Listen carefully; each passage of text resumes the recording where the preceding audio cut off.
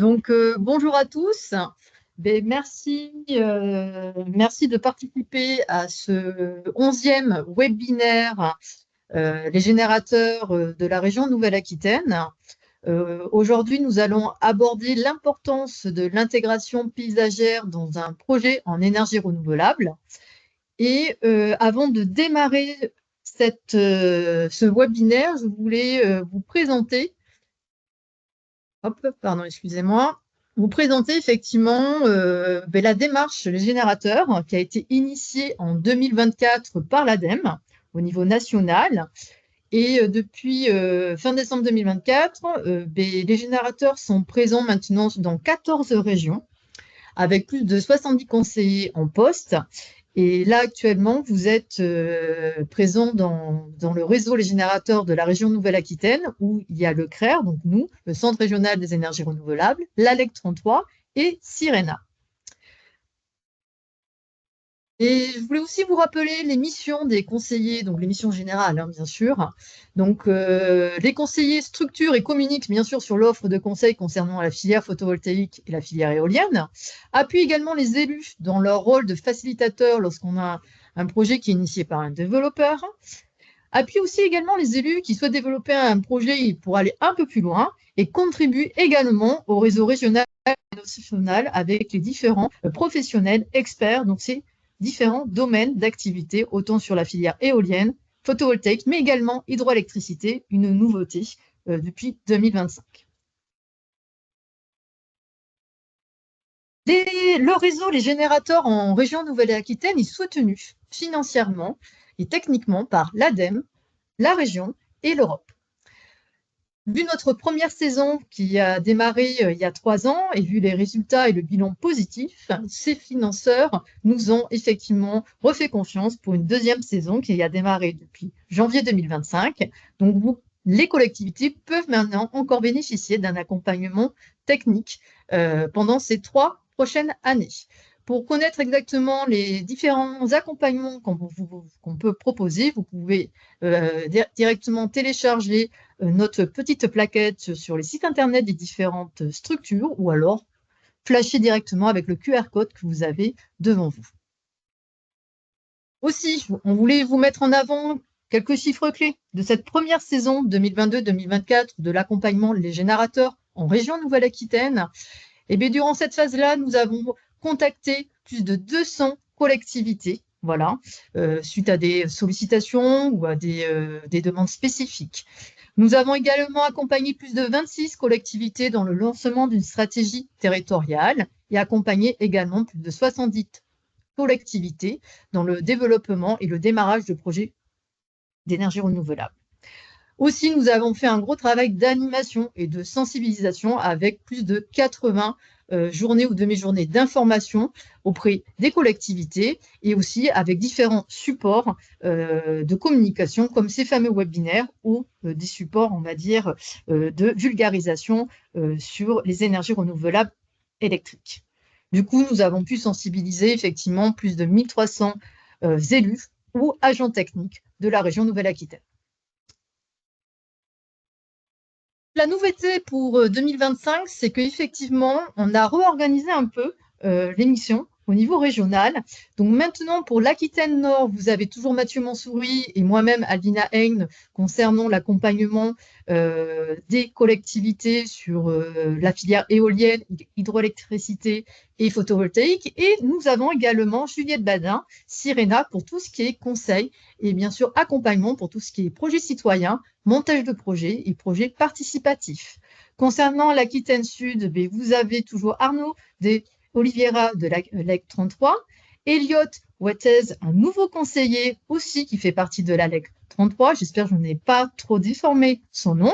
Et vous avez également Zoé Stéphane de Sirena qui propose le même accompagnement que Juliette Badin. Nous avons aussi une nouvelle adresse mail. C'est une adresse mail générique pour tout le monde. Donc, n'hésitez pas à nous envoyer un mail si vous avez besoin de conseils ou d'accompagnement. Aussi, pour rappel, c'est le 11e webinaire. Donc, ça veut dire qu'on en a fait d'autres, des webinaires. Donc, ces webinaires sont en replay, accessibles et gratuits. Donc, allez sur notre chaîne YouTube. Comme ça, si vous voulez effectivement refaire une petite mise à jour des différents thèmes que nous avons pu aborder depuis 2024. Alors, maintenant, on va pouvoir démarrer ce webinaire. Je remercie de la participation d'Adeline Charret, responsable de projet de transition énergétique et TEPOS dans la communauté de communes du Confluent et des Coteaux de Pressas, et Monsieur Jacques Dumay, élu référent transition énergétique, qui vont présenter effectivement leur stratégie. Et je remercie également Sonia Fontaine, paysagiste, excusez-moi, concepteur des PLG paysagistes Conseil de l'État, qui a effectivement accompagné cette stratégie au niveau de cette Comcom. Eh bien, je vous remercie et on peut démarrer.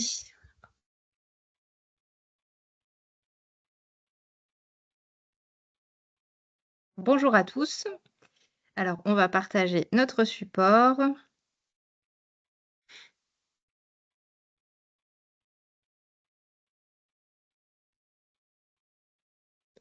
Et on va pouvoir y aller. Voilà, bonjour à toutes, bonjour à tous. Donc, nous appartenons à la communauté de communes du Confluent et des Coteaux de Pressas, et déjà avec le nom qu'elle porte, vous comprenez qu'on est à la fois un territoire de vallée et un territoire de coteaux. Nous sommes un territoire extrêmement très rural. La plus grosse commune de notre communauté, Aiguillon, à 4500 habitants. Et la mosaïque vous montre quelques aspects de notre territoire. L'eau y joue un rôle très important. On est à la confluence du Lot et de la Garonne. On est un territoire agricole avec une agriculture très variée et on possède un patrimoine historique riche, varié, malheureusement très souvent dans un état dégradé assez important.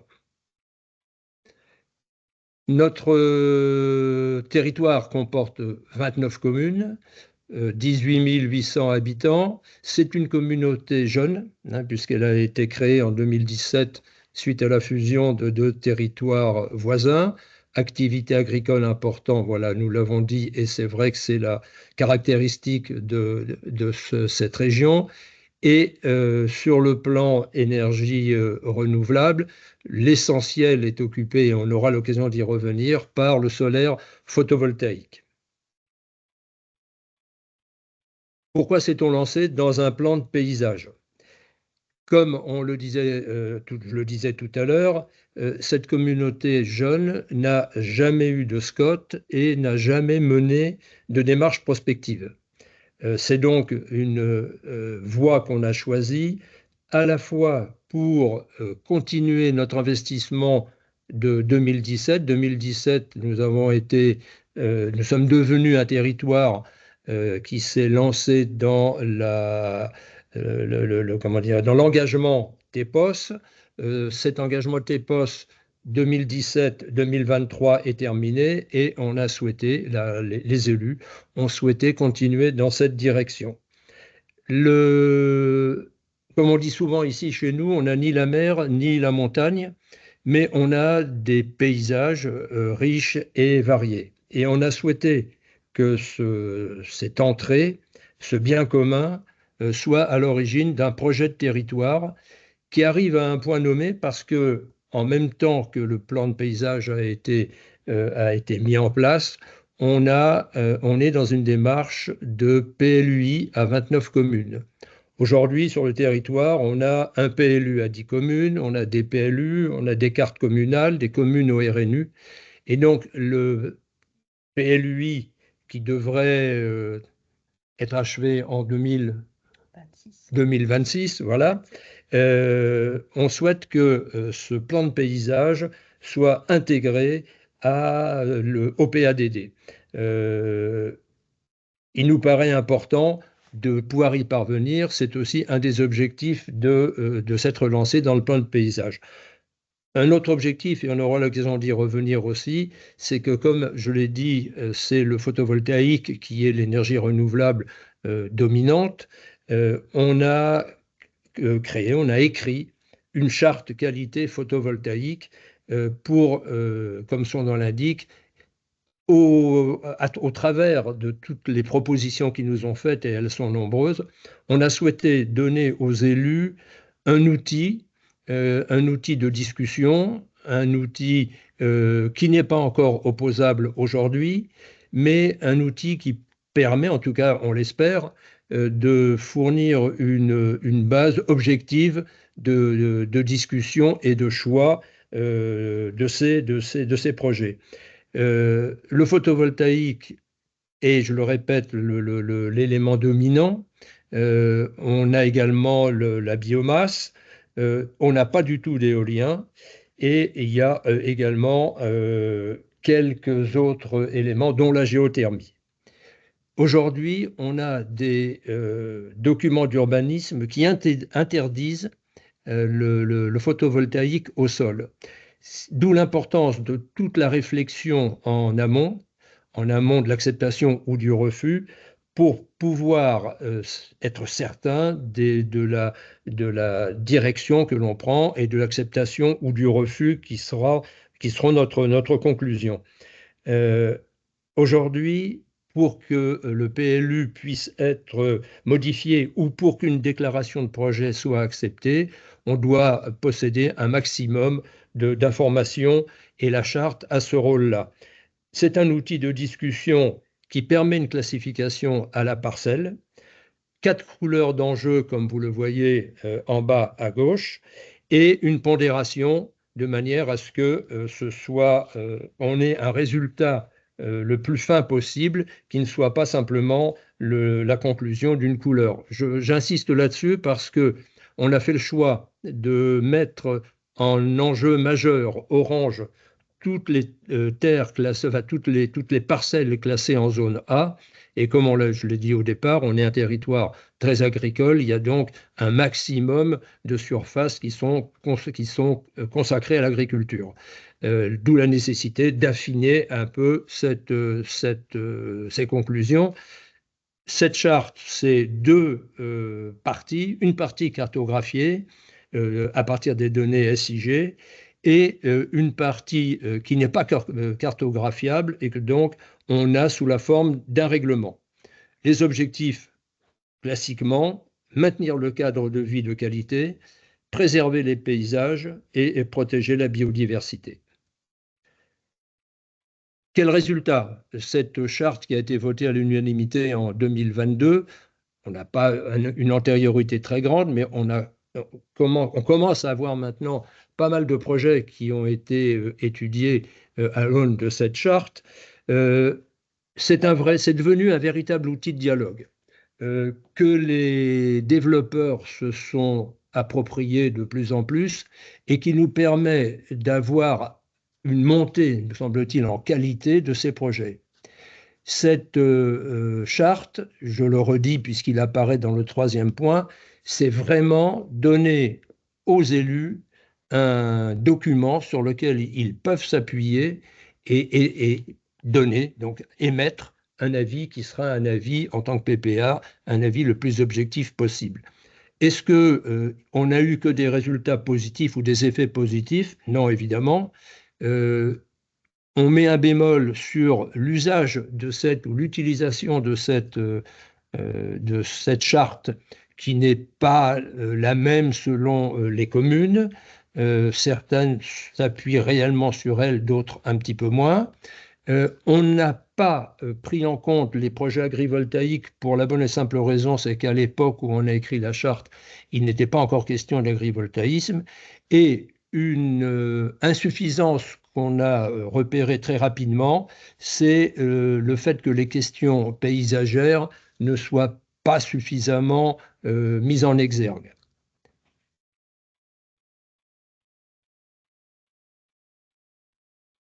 Je fais la diapo de transition, d'où l'un des 3 objectifs qui a été assigné au plan de paysage de transition énergétique, à savoir compléter cette charte, compléter cet outil pour continuer à doter les élus d'un document qui soit performant et cohérent. Alors, sur cette diapo, vous avez en bleu et en vert ce qui concerne le plan de paysage et en marron tout ce qui est PLUI. On a souhaité, et c'est peut-être l'originalité de notre démarche, on a souhaité prendre un peu d'avance dans le plan de paysage de manière à ce que, comme je l'ai dit tout à l'heure, on puisse intégrer les conclusions de la réflexion dans le PADD du PLUI. Donc, le diagnostic plan de paysage a été réalisé peu de temps avant que le diagnostic PLUI soit travaillé. Bien sûr, les deux démarches ont été à un moment donné faites en parallèle, mais on a toujours gardé plan de paysage un tout petit peu d'avance sur le PLUI. Ce diagnostic, il a pris la forme de 3 bus tours. Vous avez les petits pictogrammes en bas de la diapo. On a eu également un certain nombre d'ateliers thématiques qui se sont succédés pendant toute cette période diagnostique, le cadre de vie, le carrefour des échanges, l'importance de l'eau, l'énergie. Voilà, la mosaïque vous montre quelques-unes de ces étapes. Un des points qui nous a conforté dans le sens et qui nous a fait très plaisir, c'est que chacune de ces étapes a été suivie par un grand nombre d'élus. Vous pouvez le voir sur ces quelques photos. On a toujours souhaité que ce soit aussi un moment de convivialité, et donc on a fini par se retrouver autour d'un buffet qui a fait à chaque fois l'unanimité. Donc cette partie diagnostique nous a semblé être effectivement une réussite. C'était important, ces aspects convivialité et participation, parce que si on revient là encore à un des objectifs assignés au plan de paysage, c'était aussi de s'assurer que le collectif d'élus fasse collectif, justement, et qu'il y ait que la mayonnaise prenne, si on peut utiliser cette expression, pour qu'ensuite l'élaboration du PLUI puisse se faire avec une réelle mobilisation des élus, puisque comme on vous l'a dit, on n'avait pas eu encore sur ce territoire-là de démarche de ce type, de réflexion sur le projet de territoire. Et il était donc essentiel que les élus aient un espace pour identifier ce qui les réunissait et ce qui allait être la base du projet de territoire. Donc, pour revenir en 2 mots sur le déroulé, à l'issue de ce diagnostic, un certain nombre d'ateliers complémentaires pour définir la stratégie qui aujourd'hui prend la forme de cette synthèse. On dispose à la fois d'un dessin comme celui-ci pour le territoire aujourd'hui, et celui que vous avez à l'écran, c'est le territoire en 2050, c'est l'expression du scénario paysager de transition énergétique. C'est donc la synthèse de notre stratégie paysagère et qui est déclinée en 8 objectifs de qualité paysagère que vous avez à l'écran aussi. Ce qui est très intéressant dans une démarche de plan de paysage, c'est que le diagnostic a permis d'identifier un certain nombre de ressources paysagères, de caractéristiques qui nous sont propres. Et c'est sur la base de ces caractéristiques que la stratégie paysagère de transition énergétique a été définie. Alors, on n'a pas le temps cet après-midi d'entrer dans le détail. Ce qui compte par rapport à la thématique du webinaire, c'est de bien se rendre compte que les élus ont souhaité que le premier objectif de qualité paysagère sur cette stratégie, ça soit la maîtrise du développement du photovoltaïque. Donc, on est nous toujours un petit peu schizophrènes dans à la fois cette ambition de territoire TEPOS avec donc un objectif de produire des énergies renouvelables, mais une très grande attention portée aux élus sur la maîtrise de ce développement du photovoltaïque. Et donc, à l'issue de la tranche ferme du marché qui a permis de définir cette stratégie, on est rentré dans une tranche optionnelle où le bureau d'études a approfondi certaines des fiches actions et notamment en premier lieu ces 4 premières fiches actions dédiées au photovoltaïque. On va revenir dans le détail sur ce qu'on a produit dans ce cadre-là et juste pour terminer sur l'approche plan paysage au sens large, on a donc 8 objectifs de qualité paysagère, 19 fiches actions et un certain nombre de livrables de synthèse qui ont été produits et un certain nombre d'actions opérationnelles qui sont en route. Pour ce qui est de la partie photovoltaïque, je crois que c'est là que je vous repasse la parole. Donc, je la reprends une seconde. Voilà. Donc, on est parti sur 2 axes. L'axe 1, celui que vous avez à l'image, c'est de mettre l'accent sur toutes les zones dégradées et artificialisées.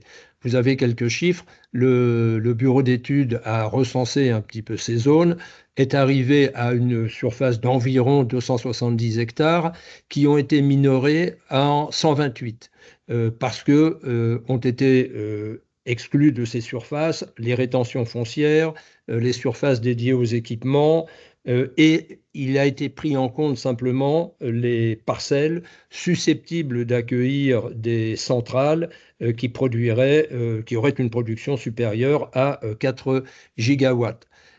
Si on fait le total, on arrive à une production théorique de 63 gigawattheures, et comme vous le voyez, ceci correspondrait à peu près 11% des consommations.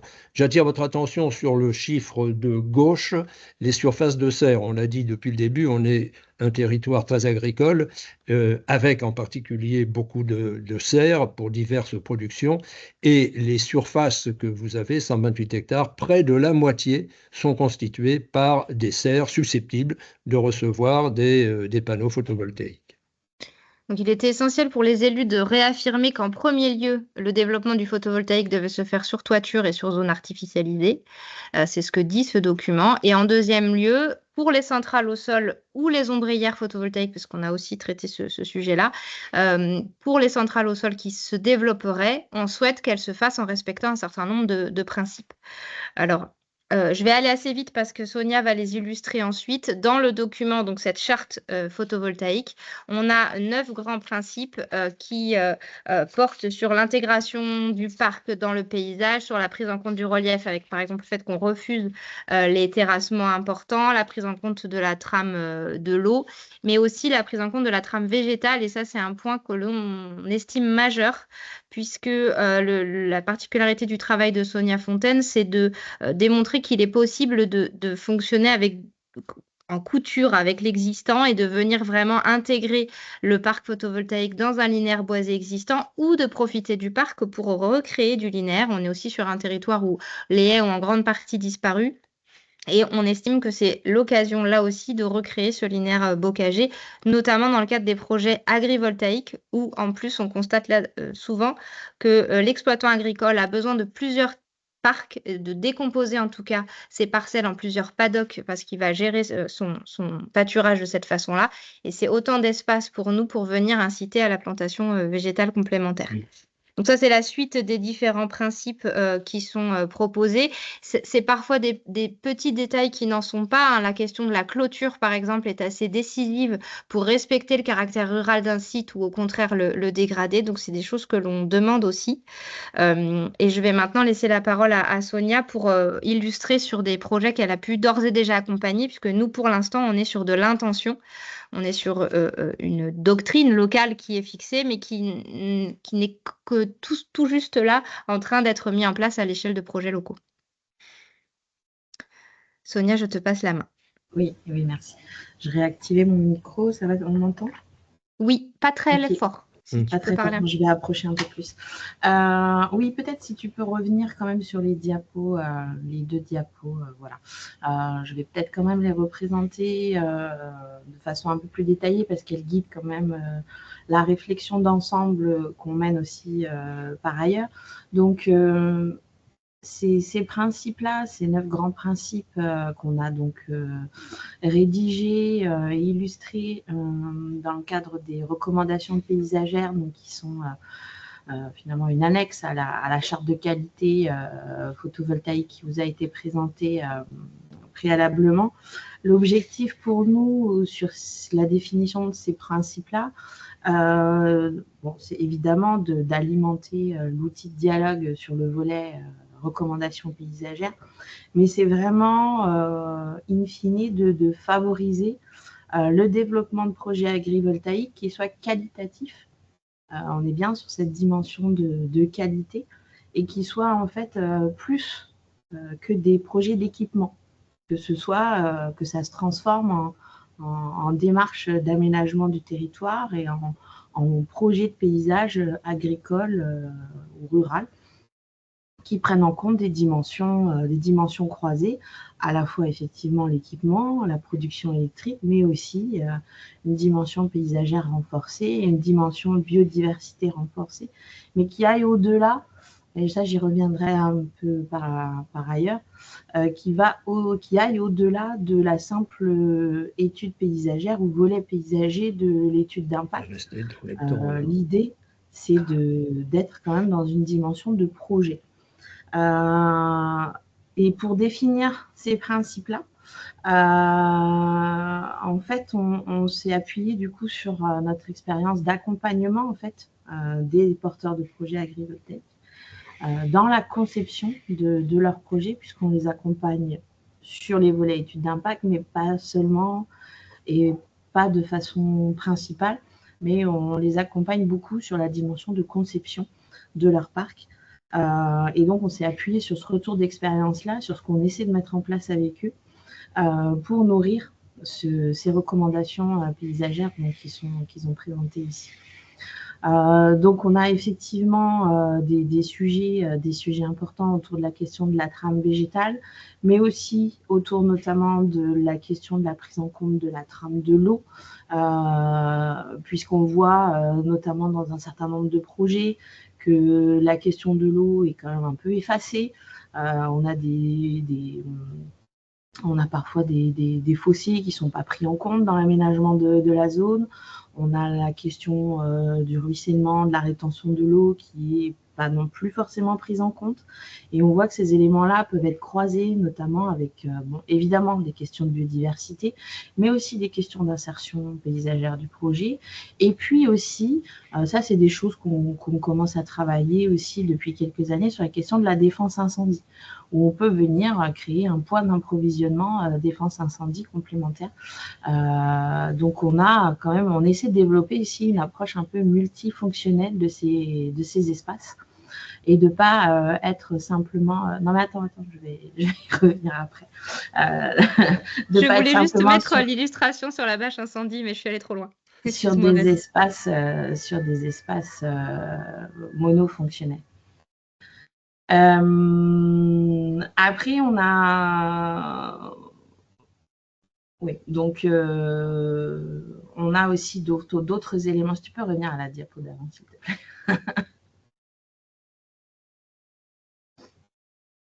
Oui, excuse-moi. Comme je coupe le micro, ça me bloque après la main sur l'ordi. Vas-y. Oui, merci. Donc, on prend aussi en compte toute la logique d'inscription du projet dans son ensemble paysager concerné, la prise en compte évidemment du relief. Je le montrerai aussi par ailleurs, mais on essaie aussi d'accompagner les développeurs dans la question de l'implantation des panneaux, même si on a des marges de manœuvre limitées par rapport à ça, on émet des préconisations aussi. Et sur l'organisation générale aussi du parc à l'échelle parcellaire. Sur la diapo suivante, les recommandations, elles reposent aussi sur… celle-ci. Comme je le disais, sur l'aspect que peuvent prendre les réserves incendies, qu'on préconise aussi comme étant les plus discrètes possibles, mais c'est à la fois par… là où on les implante, mais aussi l'aspect qu'elles ont, éviter les réserves incendies qui soient trop industrielles, de croiser notamment, comme je le disais, avec des aspects plus biodiversité et rétention de l'eau, donc notamment en créant des espaces de rétention en bas de pente. Ça, c'est des choses qui fonctionnent de plus en plus. Et qui nécessite par contre une concertation étroite avec le SDIS et qui nécessite aussi un travail fin avec les bureaux d'études en environnement. Et après, on travaille aussi pas mal sur, voilà, comme le disait Adeline, l'aspect en fait des différents éléments techniques et notamment sur la question des voies d'accès et des voies de desserte interne. Là aussi, il y a des efforts à faire sur l'aspect que prennent ces espaces-là pour éviter des voies d'accès trop prégnantes dans le paysage et puis voilà, d'être dans une approche beaucoup plus champêtre et beaucoup moins équipée du parc. Alors, en termes de méthodologie et de démarche, si on peut passer à la diapo suivante, ce qu'on essaie de mettre en place, et ça va au-delà de la question des recommandations paysagères qui sont faites dans la charte, mais c'est les questions de méthodologie l'accompagnement à la conception de ce type de projet. On travaille beaucoup avec le système des scénarios alternatifs, où là, on vient proposer en fait aux développeurs des scénarios d'implantation différentiels, contrastés si possible, avec, donc, vous voyez, des variations sur les modalités d'implantation, des reculs plus ou moins importants par rapport aux maisons d'habitation ou aux zones à enjeu, avec des sensibilités spécifiques, des tracés de voies, les endroits où on fait un travail autour de l'eau, et puis toutes les typologies de plantation qu'on peut mettre en place. Et après avoir donc travaillé ces différents scénarios, en général, on aboutit à un scénario qu'on appelle, nous, de notre côté, scénario de compromis, qui finalement, on sait très bien que nous, on est souvent un peu ambitieux sur les propositions qu'on fait, parce qu'on sait qu'aussi elles ne seront pas toutes intégrables. Et donc après, voilà, on discute et on essaie de trouver un compromis entre les contraintes d'aménagement, les contraintes de production et puis les enjeux ambitieux quand même de paysage à avoir. Et j'insiste aussi sur le fait qu'on n'est pas forcément toujours dans une logique de camouflage, mais plutôt de structuration d'un nouveau type de paysage et de constitution d'une trame végétale qui certes va servir des enjeux d'atténuation des impacts visuels du projet, mais pas seulement. Voilà, on n'est pas forcément toujours non plus dans une logique d'avoir un masque végétal continu et de forcément cacher à tout prix ce qu'on n'a pas envie de voir. Voilà. Et en termes de méthode aussi, si on passe à la diapo suivante,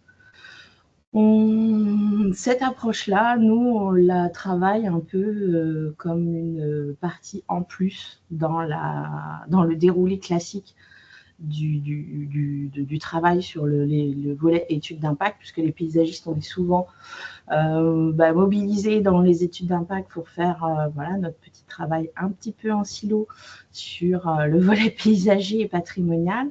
Et en fait,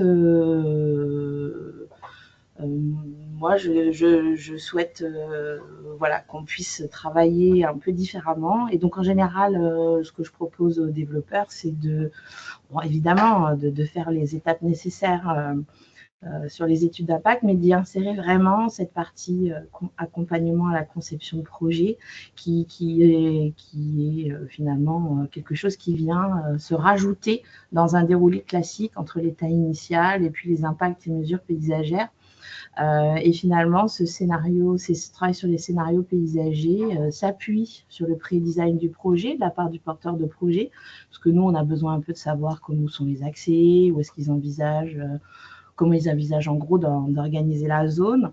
Et puis, nous, on retravaille ces éléments-là, on les recompose différemment pour aboutir, comme je le disais, à une adaptation de ce design sur la base du scénario paysager de compromis. Et on croise les questions biodiversité, paysage et puis aspect équipement et technique. Ouais, voilà, diapo suivante. Donc, ça peut donner, ici, c'est un photomontage d'un projet donc dans une pente. Ce sur quoi je voulais insister, c'était que évidemment, on conçoit le projet aussi en tenant compte des co-visibilités ou des visibilités depuis des habitations ou des espaces fréquentés avec des usages. Et puis, on cherche quand même à atténuer les impacts du projet, en tout cas à l'inscrire dans la trame végétale existante. Donc là, le projet il a été inscrit dans une trame végétale existante, mais qui est également renforcée en limite et à l'intérieur de la zone de projet, et de travailler à partir du respect de ces structures paysagères et de leur valorisation. Diapo suivante. Évidemment, il y a un travail aussi important à prendre en compte, c'est la question, c'est la prise en compte du relief et du respect de la topographie naturelle de la parcelle. Alors, la question des blés remblais, ça semble quand même globalement être un sujet relatif, en tout cas sur les différents projets sur lesquels j'ai eu à travailler, assez peu à enjeu, mais bon, ça reste quand même quelque chose à souligner comme important de conserver la topographie naturelle de la parcelle, même si actuellement c'est quand même toujours le cas, je trouve. et d'utiliser en fait cette topographie naturelle pour justement donner des opportunités d'aménagement de l'espace particulier. Là, on voit qu'on est sur la parcelle de gauche, sur un point bas, tout en bas à droite, un point bas en termes d'altimétrie, dans la partie en bas à droite de la parcelle. Et on voit que dans cette partie-là, c'est la zone où on propose d'installer une zone de rétention de l'eau qui sert aussi, du coup, de masque et le long d'un chemin de randonnée, et donc de traiter finalement cette limite paysagère tout en y introduisant une dimension fonctionnelle. Diapo suivante. On cherche aussi à, comme je disais, on fait un travail aussi avec les développeurs sur l'implantation des panneaux. C'est-à-dire qu'on a deux typologies d'implantation, soit c'est est-ouest, soit c'est nord-sud, en fonction de si on est sur des panneaux fixes ou des trackers. Bon, bah, à partir de ça, on essaye un peu de faire varier les choses. Alors, ici, c'est un projet où on a vraiment essayé de définir des lignes de panneaux beaucoup plus parallèles aux courbes de niveau, justement pour éviter d'avoir trop de panneaux qui partent en diagonale en fait, des pentes et qui ne soient pas organisés par rapport à la question du relief. Donc, on essaie de privilégier au maximum ces implantations parallèles aux courbes de niveau pour s'inscrire dans ce relief existant, et aussi de prendre en compte finalement dans cette composition et cette occupation de l'espace un retrait, notamment depuis les points hauts. On voit ici que toutes les parties en ligne de crête ont été évitées, et que le projet s'est plutôt installé dans le milieu, voire le bas de pente, de façon à être le plus discret possible dans la perception qu'on peut avoir depuis le lointain, même s'il reste ponctuellement encore visible depuis un certain nombre de points de vue. Sur ce même projet, je crois, diapo suivante, on a aussi cherché, et ça c'est quelque chose d'important également, la question de l'insertion paysagère des équipements. C'est avant tout leur implantation, alors leur aspect aussi, mais c'est également important de réfléchir à leur bonne implantation. Ici, on a cherché au maximum justement à les mettre en bas de pente. Ça c'est quelque chose qu'on a retravaillé avec le développeur, donc qui a impliqué finalement une dimension technique aussi à réfléchir de son côté. Parce qu'au départ, il les avait positionnés finalement dans des endroits plutôt dans les hauts de pente. Donc, on allait voir finalement une ponctuation de la ligne de crête avec des postes de livraison. Bon, c'est un peu dommageable. Donc là, l'idée, c'était plutôt de les placer en bas de pente dans un secteur qui est beaucoup moins visible. Et en plus de travailler à leur aspect évidemment. Diapo suivante. Bon, ça, je reviens, en fait, j'en ai déjà parlé pas mal de fois, à la question de la trame de l'eau et des zones de rétention. Donc là, c'était un exemple de comment ça peut se traduire dans un plan, ces espaces-là. J'en ai déjà parlé pas mal de fois, donc on peut peut-être passer. Et puis, évidemment, la question de la trame végétale. Comme le disait Adeline aussi en introduction, un vrai travail à faire sur le soin en fait, à apporter à toutes ces préconisations de plantation. C'est vraiment un travail qui peut être très, très développé. Habituellement, on se dit oui, planter c'est facile. On prend la palette des essences de haies champêtres préconisées dans le secteur, on l'applique et puis et tout. Non, en fait, on peut faire plein de choses. Déjà, les haies, c'est pas obligé qu'elles soient forcément toutes périphériques. C'est pas obligé qu'elles soient forcément toutes continues, elles n'ont pas forcément toutes le même aspect, elles peuvent avoir une grande diversité de palettes. On peut travailler sur des palettes différenciées en fonction des typologies de limites. On peut travailler aussi à des haies à l'intérieur des parcs. Il y a beaucoup de développeurs qui vont vous dire « Oh là là, c'est pas possible, on n'en veut pas ». Bon, certes, ça enlève un petit peu de productible, mais ça participe des continuités, ça participe de reconstituer ces trames, ça participe aussi de l'insertion paysagère, parce que ça constitue des masques, notamment quand les projets sont situés dans des endroits en pente, ça constitue des masques intermédiaires. Donc là, on est par exemple sur des exemples de haies intercalaires, mais on peut être aussi des fois sur des des alignements d'arbres ou des arbres ponctuels en bout de rang, par exemple. Sur le projet du dessous, on a aussi proposé la mise en place d'un verger qui est pâturé en dessous par les moutons et qui sert au lycée agricole du coin comme espace expérimental. Donc ça sert aussi peut-être parfois, si on peut le faire, de synergie locale quand c'est possible. Et voilà, par exemple, pour les haies intercalaires, ici, elles sont en substitution d'une ligne de panneau. On le voit sur la coupe. On enlève tout simplement une ligne de panneau sur toute sa longueur ou une partie de sa longueur et puis on décide de venir planter. Ça peut être aussi des plantes, des essences fourragères. Dans certains secteurs, c'est aussi ce qu'on propose, notamment dans les secteurs bovins, ça peut être intéressant.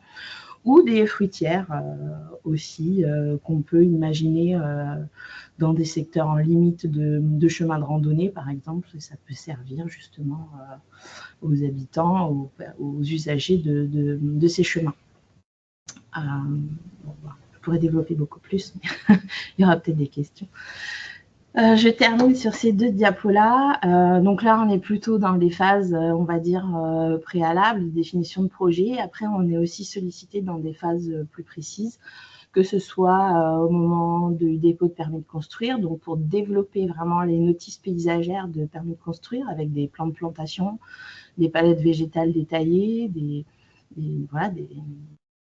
plans de composition de la haie, de ce que ça suppose plus concrètement en termes de typologie de hauteur, à quel niveau de degré de maturité on plante les sujets, qu'est-ce que ça va donner en termes d'effet aussi rapidement, puisqu'il y a de plus en plus des enjeux.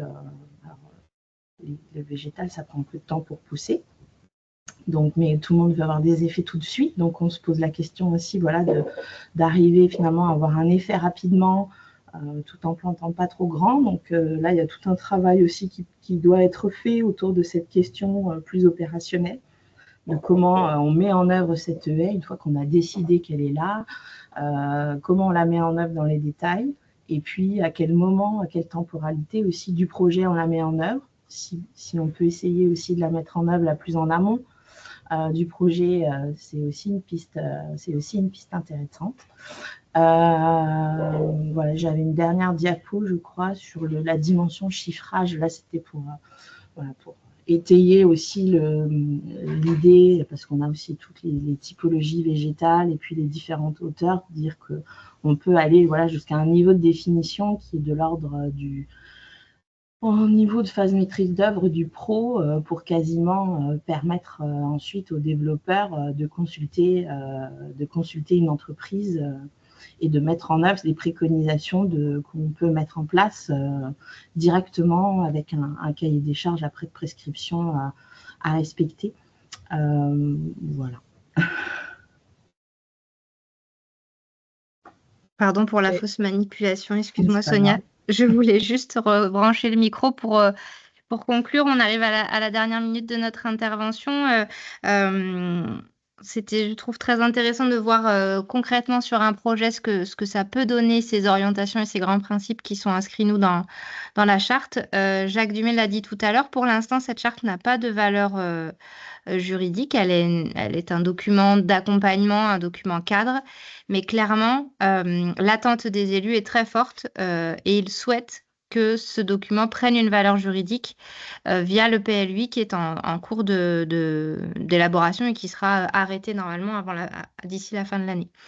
Donc, il y a encore plusieurs aspects qui sont inconnus pour nous, c'est-à-dire que oui, lui donner une valeur juridique dans le PLUI, mais comment il y aura à minima une orientation d'aménagement et de programmation photovoltaïque, mais le lien avec une OAP n'est que de compatibilité. Donc, si les élus veulent aller plus loin, ça veut dire que certains éléments de la charte sont susceptibles d'être intégrés dans le règlement du PLUI. Et on ne sait pas encore non plus jusqu'où ils voudront aller sur la question du pré-repérage des sites artificialisés, puisque c'est le premier aspect du travail qu'on vous a montré. Il y a eu une identification importante des sites artificialisés qui pourraient accueillir du photovoltaïque. Est-ce qu'on les zone de façon spécifique dans le document d'urbanisme ou pas? Mais au-delà de ces questions qui seront traitées chez nous, le message, c'était de dire, voilà, on a eu tout ce travail de définition d'une stratégie paysagère et l'articulation des calendriers va nous permettre demain de lui donner une valeur juridique et donc d'avoir encore plus de poids dans le dialogue avec les développeurs. Voilà pour... Merci pour vos interventions et pour la qualité de vos interventions et de vos présentations, de votre belle démarche. On a eu quelques questions voilà, que je vais vous les poser de différents participants. Donc, pour Sonia, c'est David Billy du PETR Pays de Ruffécois qui pose une question. Il se pose une question dans le sens, à force d'insister auprès des développeurs pour avoir des piquets bois locaux, pour clôturer les parcs PV, est-ce qu'il y a déjà des cas précis? Est-ce que c'est assez facile d'insister auprès de ces développeurs avec ce type de recommandations? Et il serait preneur également d'avoir d'autres retours d'expérience là-dessus. Oui, tout à fait. Moi, je dirais dans le sud, enfin, je sais pas, dans les départements sur lesquels je travaille, en Lot-et-Garonne, en Gironde, en Dordogne, c'est devenu vraiment pas une habitude, mais en tout cas, avec les développeurs avec lesquels je travaille, il n'y a aucun souci de ce point de vue-là. C'est presque devenu un acquis, cette dimension piquet bois, clôture agricole, plus de piquets rigides, être beaucoup moins dans une approche industrielle, mais plus dans une approche justement agricole, de ses limites. Je ne crois pas que ça pose de problème au niveau des assurances, puisque j'ai déjà vu des parcs avec ce type de projet. Donc, je ne sais pas si je peux vous préciser davantage si j'ai répondu à votre question. Sonia, est-ce que ça serait possible d'avoir, je ne sais pas moi, je ne pense pas que c'est des informations privées, mais savoir un peu la situation de ces projets-là, savoir où c'est, voilà, même pour des visites, pour que les gens, s'ils sont à proximité, de voir un peu ces parcs? Oui, je peux réfléchir. Après, j'en ai un en tête à Tonins. D'accord. C'est Lot-et-Garonne, Tonins. Je ne sais plus dans quel secteur, mais celui-là, il a des piquets bois, ça c'est sûr. Après, il y en a certainement d'autres que je n'ai pas forcément en tête à présent. Mais en tout cas, oui, c'est quelque chose de tout à fait admis, possible et qui rentre tout à fait dans un certain nombre d'habitudes. D'accord. Donc, Okay. si on vous dit que ce n'est pas possible, en tout cas, d'autres le font. Ouais. Mais s'il y a quoi que ce soit, vous pouvez contacter Sonia Fontaine. On mettra l'adresse mail, comme ça, s'il y a des territoires qui aimeraient avoir des renseignements ou des complémentaires, s'ils ont des projets ou des démarches effectivement territoriales là-dessus. Alors, merci. Sonia, reste avec nous parce j'ai pas mal de questions te concernant. Mais entre-temps, il y a Adeline, il y a effectivement des participants qui voulaient savoir si c'était possible, est-ce qu'il y avait une possibilité d'avoir accès au travail que vous avez effectué concernant votre charte. C'est sur le site internet de la communauté de communes. Pas encore, parce que validé il y a peu en conseil communautaire, mais puisque ça a été validé en conseil communautaire, c'est public et voilà, je peux l'envoyer par mail aux personnes qui le demandent ou effectivement le noter pour le mettre sur le site internet. Oui, ça c'est possible. D'accord. Bon, si tu le mets sur le site internet, je pense que quand on enverra les supports, on indiquera le lien pour que les gens puissent accéder directement aux documents. Merci. Okay. Mais Sonia, autre question. Donc, la question, effectivement, tu t'indiquais que vous pouvez créer des mares par rapport à des projets photovoltaïques au sol pour une intégration paysagère. Et apparemment, il y a quelqu'un qui posait une question, c'est David Bélier, encore du pays de Ruffécois. Est-ce que c'est accepter une mare qui sert de réserve incendie? C'est intéressant, mais en cas d'incendie, si on pompe toute l'eau, que devient la biodiversité? Alors, déjà, elle va se reformer quand l'eau reviendra. Et ensuite, c'est une expérimentation c'est vraiment un sujet qui est en cours de développement sur un certain nombre de projets, notamment en Lot-et-Garonne.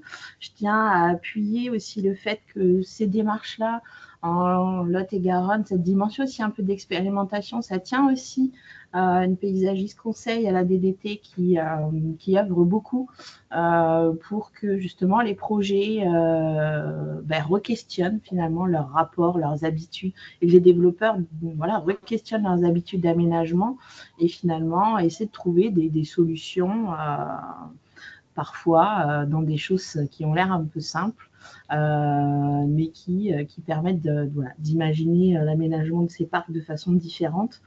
Et donc, notamment ces éléments-là sur l'association entre des zones de rétention qui puissent servir de réserve incendie, c'est elle aussi qui participe à ancrer ces réflexions dans une dimension plus opérationnelle et à faciliter notamment les discussions avec le SDIS sur ces sujets, ce qui n'était pas forcément gagné au départ. Donc, il faut aussi une affaire de personnes et d'ambition qu'on veut se donner. Voilà, donc je sais que c'est un sujet qui est en train d'être développé, sur lequel on n'a pas forcément encore toujours déjà le retour d'expérience, mais en tout cas c'est un sujet qui n'a pas été écarté par le SDIS de facto. Donc, les solutions sont en cours d'étude et d'analyse. Voilà. Parce que je vais poser une question que généralement des élus me posent quand il y a des questions de mares ou de zones humides à proximité de projets photovoltaïques au sol. Effectivement, on se dit que même si c'est une mare artificielle ou quelque chose de naturel, exemple, je mets les ongles de la petite libellule qui généralement perçoit les panneaux photovoltaïques comme de l'eau. Au niveau du revêtement où ça peut pondre des œufs. Est-ce qu'il y a des distances de sécurité aussi par rapport à la faune et la flore qui pourraient s'installer ou qui est déjà installée sur des sites comme ça? Par rapport à des mares créées, de nouvelles mares créées? Pardon? Par rapport à de nouvelles mares créées ou par rapport à... Oui, des mares, parce que si vous créez des mares, parce qu'il y a de la faune qui pourrait s'installer là-dessus, donc à proximité. Oui, alors c'est vrai que moi je ne suis pas une spécialiste de l'environnement. Et après, c'est pour ça que je disais qu'il y avait forcément un croisement à faire avec les bureaux d'études en environnement pour adapter les mesures justement à des préconisations spécifiques qu'ils auraient eux de leur côté. Après, voilà, l'idée c'est d'avoir des espaces multifonctionnels. Donc il faut aussi accepter. En tout cas, c'est la façon dont je défends ces projets-là. C'est qu'à un moment donné, il faut aussi accepter que ces projets-là, ils sont à la fois fonctionnels et que c'est de la dimension environnementale, elle est forcément croisée avec une dimension de production et d'usage et qu'elle n'est pas exclusive. Donc, si on crée une mare qui finalement là pour de la défense incendie et que finalement cette mare on décide parce qu'il y a de la biodiversité on ne doit plus la toucher, ben en fait ça perd complètement l'objectif initial. Donc il faut bon à étudier, on attend des résultats effectivement, mais vous avez raison, c'est un sujet. Après si on s'interdit de créer certaines choses parce qu'après elles vont être sanctuarisées, ça devient un peu dommage, quoi. On reste dans des espaces très monofonctionnels. Je conçois, mais je te pose la question parce que j'ai souvent des questions comme ça. Autre question, ça concerne un peu tout ce qui est clôture. C'est Nathan Torres, alors je ne sais pas de quel territoire. Il demande si vous avez des retours d'expérience sur les portails en bois à claire-voie. Et est-ce que les développeurs les acceptent-ils assez facilement? Et y a-t-il aussi des problématiques liées aux assurances? Alors les assurances, tu avais dit que non apparemment. Donc, les assurances, alors pour les poteaux bois, clôture agricole, les assurances peuvent suivre. Après, j'imagine que ça dépend des assurances. En tout cas, il y a des projets existants qui sont comme ça, donc c'est que certaines assurances les acceptent. Après, sur la question des portails bois à claire-voie, je sais que ça peut souvent poser problème, notamment au regard de la question du risque incendie et du fait que ça peut constituer un vecteur de développement. Je sais qu'il y a des projets qui les ont mis en place. Après, ce n'est pas forcément très évident. Si c'est accepté par les assurances, effectivement, et le SDIS, les développeurs ne sont pas du tout fermés à, je ne sais plus quelle était la question, pas du tout fermés à cette option. en fait. D'accord.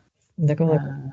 Ouais. Bon, bah, c'est cas par cas, il faut voir effectivement avec les assureurs, effectivement, sur ce type de procédé. Là, ça va être surtout des questions maintenant sur, on va dire, l'environnement. Il y a alors David Billy du pays du Refécois qui est très intéressé sur ce sujet, il y a beaucoup d'interrogations, de questions. Il pose la question, avez-vous défini ou proposé des végétaux en fonction des hauteurs? Parce que sur vos dessins, les haies sont assez hautes et il se pose la question si ça n'a pas provoqué de l'ombrage sur les panneaux photovoltaïques. Alors effectivement, c'est un vrai sujet. La question des hauteurs. Alors là, on les avait proposées, je ne sais plus de quelle image vous parliez, mais on les avait proposées à 5 mètres sur la coupe que j'ai en tête parce qu'on avait un peu les rangs étaient assez distancés. Donc voilà, l'ombrage n'allait pas forcément gêner le panneau d'après. Après, ça dépend aussi le sens là où est implantée la haie, parce que si la haie est implantée plutôt dans la partie nord, l'ombrage ne va pas forcément gêner la zone des panneaux. Après, en général, en haies intercalaires, on est quand même plutôt sur des haies un peu plus petites, en général plutôt autour de 3 mètres, ou ponctuellement ponctuées par des sujets plus importants, mais rarement plus que 5 mètres, justement parce qu'il y a une grosse problématique d'ombrage. Et que ça reste toujours un élément qu'il faut avoir en tête pour définir les plantations. D'accord. Adeline? Merci Sonia. Oui, je voulais apporter un complément sur cette question-là, parce que nous, on a découvert et on a été les premiers surpris que sur certains projets, il y a une très, très grande marge de manœuvre du développeur pour accepter ces plantations qui génèrent soit de la perte de productible parce qu'on a supprimé complètement une ligne de panneaux, soit de la perte de productible par rapport aux ombrages, et également de prise en compte du coût de plantation et d'entretien de la haie. Et sur un des projets que Sonia avait pu nous présenter comme exemple, entre le plan masse initial et le plan masse définitif, il y avait une vraie évolution et une place du végétal beaucoup plus importante, et j'ai demandé aux développeurs ce que ça représentait comme coût global, donc perte de productible et coût d'entretien, ça chiffrait à 3 millions d'euros sur la durée de vie du parc. Donc évidemment, sans doute que le raccordement de ce parc-là était à proximité, qu'il y avait une marge de manœuvre qu'il n'y aura pas sur tous les projets photovoltaïques. Mais nous, la conclusion qu'on en retire, c'est qu'il y a de la place pour demander des choses et qu'en tout cas, il ne faut surtout pas s'auto-censurer. Quand ça deviendra trop et inacceptable pour les développeurs, ils sauront nous le dire. Mais en attendant, à mon sens, il y a une vraie grosse marge de progrès qu'il ne faut vraiment pas négliger quand on nous parle de ces montants cumulés-là. D'accord. Bon, merci. Autre question donc de Mathieu Laralde, la commune de Le Seignan. J'espère que je prononce bien. Alors, les trames paysagères sont-elles perméables pour la biodiversité et constituent-elles vraiment des corridors de biodiversité? Voilà, est-ce que ça constitue des nouveaux corridors? Et par contre, est-ce que les sites doivent être strictement clôturés ou étanches pour des petits ou grands animaux? Alors, ça constitue des trames, à la fois des réservoirs et des corridors, mais quand même plutôt pour c'est même pas plutôt, c'est strictement pour de la petite faune. En général, on a des passages à petite faune qui peuvent être constitués, en tout cas mis en place en bas de panneaux, de grillages. En général, ils font des petites ouvertures de, je sais pas, 10-20 cm. Pour la petite faune, par contre, les grands animaux, c'est effectivement étanche aux grands animaux, tout à fait. Comme aux hommes d'ailleurs, normalement. Parce que l'idée, c'est que personne ne rentre dans ces parcs, à part de la petite faune et les animaux qui sont prévus pour les pâtures, c'est de l'élevage. D'accord, merci. Il y a d'autres questions, c'est concernant l'intégration paysagère dans la nouvelle filière agrivoltaïsme. Donc, avec l'activité agricole et l'activité photovoltaïque, est-ce que vous avez commencé à accompagner et aborder certaines problématiques ou certains enjeux pour ce type de projet-là, Sonia? Pardon, excusez-moi, j'ai pas suivi la question, je suis désolée. Ah, non. Oui, il y a beaucoup de participants lors des inscriptions se posaient la question de comment on intègre les enjeux paysagers dans des projets agrivoltaïsme. avec une activité agricole, économique, hein, et une Oui. activité photovoltaïque. Et voilà, tu as vu que ça pousse comme des petits champignons. Donc voilà, il y a beaucoup d'interrogations d'élus là-dessus. D'accord. Sur le fait que ce soit difficilement conciliable, c'est ça? Oui. A priori? D'accord. Je sais pas. C'est vrai que c'est compliqué.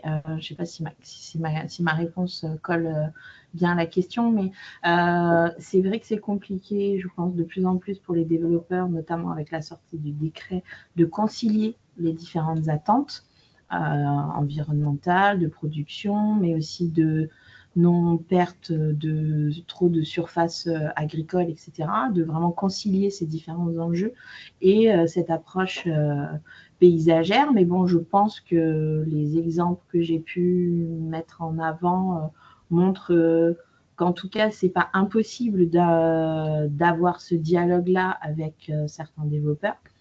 Ça ne veut pas dire qu'ils y sont tous forcément réceptifs. Moi, je travaille avec ceux forcément qui y sont réceptifs. Donc, c'est peut-être plus facile aussi. Voilà, mais ce sera aussi de plus en plus possible de le faire si en face, on a aussi des services qui demandent, des services de l'État, j'entends, qui demandent aussi, alors pas forcément à ce que les projets ne se fassent pas, mais qu'ils se fassent justement dans une approche qui est ambitieuse sur ces questions de paysage. Donc, D'accord. Pour moi, c'est pas du tout impossible. Il y a effectivement des projets de territoire où il y a de l'agri-PV et les communes travaillent avec les développeurs et l'agriculteur. Alors, dans la parcelle, ça sera compliqué parce qu'il y a une activité agricole, hein, économique, mais en périphérique, effectivement, de travailler sur la création de haies, de nouveaux corridors écologiques, effectivement, pour avoir un impact et un enjeu paysager on va dire, moins important, et pour recréer une certaine flore. Après, voilà, c'est selon la sensibilité et l'envie aussi des développeurs et des propriétaires fonciers de passer à l'acte. Une autre question. Il y a des gens qui seraient peut-être intéressés, Sonia, pour te contacter. Donc, ils se posent la question, quand on doit vous contacter? Voilà, pour vous, voilà, à quel moment du projet devons-nous vous consulter pour que vous puissiez nous accompagner le projet?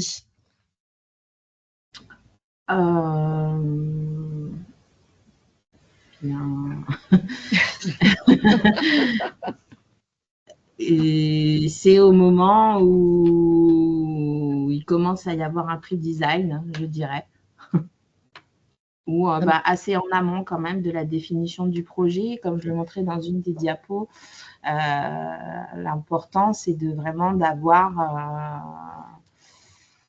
d'avoir une intervention qui ne soit pas une intervention qui se réduise à être des mesures paysagères de camouflage d'un projet qu'on n'a pas envie de voir. C'est pas comme ça que je conçois ces projets-là, mais que ce soit une approche qui nourrisse le design du projet, la composition spatiale en fait. Donc c'est au moment où on commence à travailler sur la définition et la composition spatiale du projet. Donc c'est plutôt sur la phase émergence avant toute contractualisation avec le développeur. Au moment où le développeur commence à travailler sur sa conception ou en amont de la conception. Mais c'est effectivement à ce moment-là. J'ai une question pour Adeline Charret. David Billy qui pose la question. Je n'ai pas bien compris la position des élus de la Comcom par rapport à l'agri-photovoltaïsme dans votre charte paysagère. Voilà, qui est en pleine expansion. Bonjour David, et contente de te retrouver par écran interposé. Oui, quand j'ai évoqué tout à l'heure le lien entre agrivoltaïsme et charte, c'est le fait que c'est encore une faiblesse de notre document. C'est-à-dire que si on devait encore y ajouter un volet, ça serait spécifiquement comment on traite les questions agrivoltaïsme et surtout, en fait, comment on s'assure de la qualité et de la pérennité du projet agricole. Ça, c'est un sujet sur lequel on est encore un peu démunis parce que c'est pas de notre compétence initiale et parce que quand on consulte les services de l'État, notamment le service agricole, ils n'ont plus non plus les moyens souvent de nous émettre un avis. Donc, c'est à la collectivité de juger la qualité et la pertinence du projet agricole. Ça, c'est compliqué. Pour autant, aujourd'hui, les projets agrivoltaïques sont traités dans la charte comme un projet photovoltaïque classique, en fait. Enfin, dans ce cadre-là, on ne différencie pas nécessairement une centrale au sol d'un projet agrivoltaïque. On y applique les mêmes principes. Et d'ailleurs, pour répondre à une des remarques d'Alvina tout à l'heure, pour moi, cette question de la place du végétal, elle va être très différente si on est sur un projet agri-PV en élevage ou en céréales, de façon assez évidente. C'est-à-dire que la place du végétal, elle est beaucoup plus facilement négociable quand on est sur de l'élevage. Parce que je le disais tout à l'heure, il y a de toute façon ces redécompositions internes, ou parce qu'on peut aussi plus discuter avec l'éleveur de la place du végétal dans le projet. Donc voilà, je ne sais pas si j'ai répondu, David, à ta remarque. Pour l'instant, je n'ai pas de commentaires. J'ai d'autres petites questions, c'est concernant les autres énergies, parce que là, on a parlé surtout sur le photovoltaïque. Il y a tout ce qui est la filière éolienne. Est-ce que effectivement, dans votre charte, dans votre stratégie, ou même Sonia, vous avez des recommandations un peu plus poussées sur voilà, l'intégration paysagère pour ce type de projet? Et aussi, il y a une personne qui demandait concernant des nouveaux projets concernant des parcs photovoltaïques flottants. Voilà, sur des anciennes carrières ou des anciens, voilà, dans une zone spécifique, on peut développer ce type de projet-là. Alors sur l'éolien, la question va être vite répondue puisqu'on a cette particularité en Lot-et-Garonne d'être un département absolument pas concerné par l'éolien. Donc nous, ça n'a jamais été un sujet et c'est donc totalement absent de notre réflexion. Il y a très très peu de potentiel et pas de développeurs sur le secteur en la matière et pas de volonté politique pour que ça change non plus. Et pour ce qui est des gravières et des centrales flottantes, c'est un vrai enjeu chez nous par contre, parce que en tant que territoire en vallée de Garonne, on est évidemment très concerné par l'activité gravière et donc avec plusieurs projets flottants. Là aussi, on n'aura pas forcément la même application des principes de la charte, mais les intentions restent les mêmes. Et donc la question du traitement des abords du parc et pourquoi pas de la végétalisation complémentaire des abords du parc, elle va rester, à mon sens, la même. Et on a aussi, nous, plusieurs projets où en fait on est sur du mixte, flottant et au sol.